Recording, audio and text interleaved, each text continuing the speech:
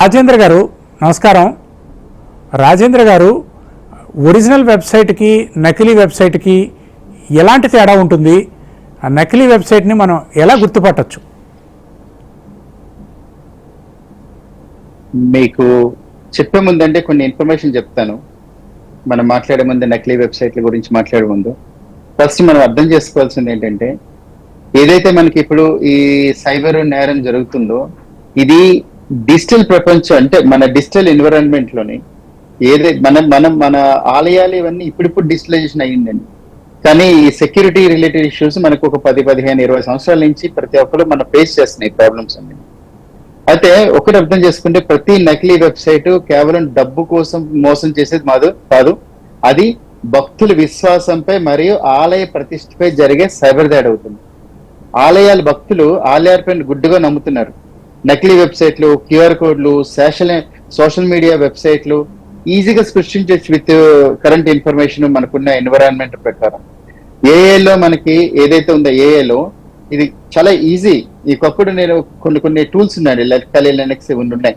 మన వెబ్సైట్ తయారు చేయాలంటే ఇది వాళ్ళ ఒక 1 hour 2 hours స్పెండ్ చేస్తే యాక్చువల్ గా మక్కి సేమ్ వెబ్సైట్ ఒక 1 or 2 hours లో అరల్సి 1 hour లో డెవలప్ చేసేవచ్చు. అది మనకున్న టెక్నాలజీ ఇప్పుడు ఉంది.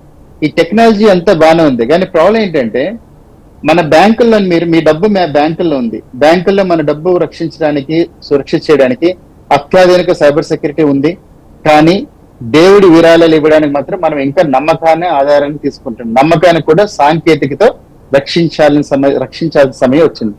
ప్రతి ప్రధానాలయంలో డిజిటల్ ట్రస్ట్ ఫ్రేమ్వర్క్ ఉండాలి. ప్రతి ఆధారిక లైక్ వెబ్సైట్లు మీరు చెప్పినట్టు, మీరు ముందే మాట్లాడినట్టు గవర్నమెంట్ GOV.in ఇవన్నీ ఉన్నాయి, మనకి చాలా రకాలుగా ఉన్నాయి. ఇవన్నీ గుర్తించాలంటే ఆ వెబ్సైట్లు ఎవరైతే లాంచ్ చేశారో, లైక్ గవర్నమెంట్ ఎవరైతే ఉన్నారో ఆ గవర్నమెంట్ లాంటి టెక్నాలజీ యూస్ చేసుకొని వాళ్ళు ముందుగానే ప్రివెంటివ్ గా ఆ సిస్టమ్ ని డిటెక్ట్ చేసి దాన్ని వాళ్ళే చేయాలి. అంటే క్యూఆర్ కోడ్లు ఉన్నాయి. మీరు ఇప్పుడు ఎలా ఉంటుందంటే వెబ్సైట్లని, అసలు వెబ్సైట్ లో అనుకుందా ఒక 100 పేజీలు 200 పేజీలు ఉన్నాయి. ఆ 100 పేజీల్లోని ఎక్కడెక్కడ పేజ్ ఏమైనా మారిందా లేదా అనే టెక్నాలజీ కూడా వాళ్ళ దగ్గర ఉండదు. ఎందుకంటే వాళ్ళకి డెవలప్ చేశారు, వాళ్ళ దగ్గర అంత సిస్టమ్ టెక్నాలజీ ఉండదు. వాళ్ళకి ఎంతసేపు టెంపుల్ రిలేటెడ్ చూసుకుంటారు తప్ప వెబ్సైట్ మానిటరింగ్ అనేది ఉండకపోవచ్చు. ఎందుకంటే వాళ్ళకి అంత ఇది ఉండదు. సో ఎలా చేయాలంటే మీరు చెప్పినట్టు ముందుగా చెప్పారు. ఫస్ట్ ఒక దీంట్లో ఇది మన ఒక రీల్ లో ఇనిషియల్ గా వచ్చినప్పుడు చెప్పారు ఏంటంటే, స్టోరీలో మస్ట్ గా అధికారిక వెబ్సైట్ అంటే బుక్ చేయాలి. అధికారిక వెబ్సైట్ ఎలా తెలుస్తుంది? సాధారణంగా గూగుల్ చేస్తారు. చాలా మంది ఏం చేస్తారంటే టీటీడీ ఆన్లైన్ వెబ్సైట్ ఏదో కొడతారు, కొట్టగానే ఒక వెబ్సైట్ లింక్ వస్తారు. చాలా మంది ట్రస్ట్ చేస్తారు, వచ్చింది ఇక్కడ గూగుల్లో వచ్చింది, ఈ వెబ్సైట్ నేను కరెక్ట్ వెబ్సైట్ చూసుకుంటారు. అది చాలా మందికి తెలియదు. అది కరెక్టా కాదో కూడా చూడాలి. కరెక్టా చూడాలంటే గూగుల్ వర్డ్ మనకు ఒక ఇన్ఫర్మేషన్ ఇవ్వాలి. గూగుల్ వెబ్సైట్ ట్రస్టెడ్ వెబ్సైట్ అని ఉంటుంది, ట్రస్టెడ్ సర్వీస్ ట్రస్టెడ్ వెబ్సైట్ ఉంటుంది. అది ఉందో లేదో చూడాలి.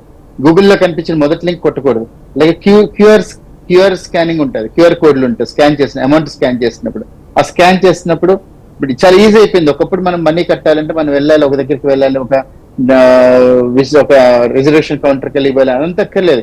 మనీ మనము విత్ ఇన్ సెకండ్స్ లోనే మనీ ఇలా క్యూఆర్ కోడ్ ఇలా కొట్టుకొని మనీ వెళ్ళిపోతుంది. సో మీకు వెళ్లే ముందు ఆ క్యూఆర్ కోడ్ రైట్ కదా తెలియాలంటే అదొక పెద్ద ప్రాబ్లం, అది తెలియాలంటే. అలానే ఛాయాదారులని చాలా తక్కువ లేకపోతే ప్రత్యేక ఆఫర్లు ఇటువంటి ఏమైనా ఉన్నాయి అనిపించిందంటే డెఫినెట్ గా మనం ఆలోచించాల్సిందే. నెక్స్ట్ ఇంకేంటంటే మనకి వస్తున్న ప్రాబ్లమ్స్ లో ఓటీపీలు చెప్పకూడదు. చెల్లింపు మన మనీ పే చేసిన తర్వాత రియల్ గా రిసిప్ట్ వస్తుందా లేదా అనుమానం వస్తుందా లేదా, అనుమానం రాగానే ఏదైనా ప్రాబ్లం వస్తుందని కానీ వెంటనే ఎవరికి మన టీటీడీ వాళ్ళకి ఫోన్ చేసి ఇలా జరిగింది, లేదా సైబర్ క్రైమ్ ఫోన్ చేసి ఇలా జరుగుతుంది అని చెప్పాలి. దిస్ ఇస్ కంప్లీట్లీ ఎమోషనల్ అండి. ఇప్పుడు మన టీటీడీ ఇటువంటి వెబ్సైట్లు, ఇటువంటి దేవస్థానం ఇవన్నీ చూస్తే మీకు యూజువల్ గా ఎమోషనల్ ఎఫెక్ట్, అంటే ఎమోషనల్ ఫీలింగ్. ఇప్పుడు ఫర్ ఎగ్జాంపుల్ నేనే ఉన్నాను, నేను తిరుపతి వెళ్ళాలని కానీ ఆన్లైన్ లో బుక్ చేయడానికి ట్రై చేస్తాను, నాకు టికెట్ దొరకని గూగుల్ కొడతాను, ఈజీ మెథడ్ ఐడెంటిఫై చేస్తాను. ఈజీ మెథడ్ లో నాకు 100 వెబ్సైట్లు వస్తాయి, రకరకాలు వస్తాయి. ఈ వెబ్సైట్ ఇలా వస్తున్నాయని ఎవరు దాన్ని ప్రొటెక్ట్ చేస్తున్నారు? మీకు చాలా సర్వీసెస్ ఉన్నాయి, dark web monitoring and different services ఉన్నాయి. వాళ్ళు మానిటరింగ్ చేస్తుంటారు, వాళ్ళ సిస్టమ్ మానిటరింగ్ చేస్తారు. ఏంటంటే సిమిలర్ వెబ్సైట్లు లేదా సిమిలర్ ఫీచర్స్ ఏమైనా వస్తే వాళ్ళకి ఇమ్మీడియట్ గా టీటీడీ వాళ్ళకి ఇన్ఫర్మేషన్ వచ్చేటట్టుగా టెక్నాలజీ చాలా ఉన్నాయి. బట్ వాళ్ళు వాడుకోరు, వాళ్ళకి అంత అప్డేట్ ఉండదు, ఇన్ఫర్మేషన్ అప్డేట్ ఉండదు. సో అది టీటీడీ దేవస్థానం చేస్తేనే అవుతుంది. మనం యాజ్ ఏ మన భక్తుడిగా మనకు ఉన్నదంతా ఒకటే ఎమోషనల్.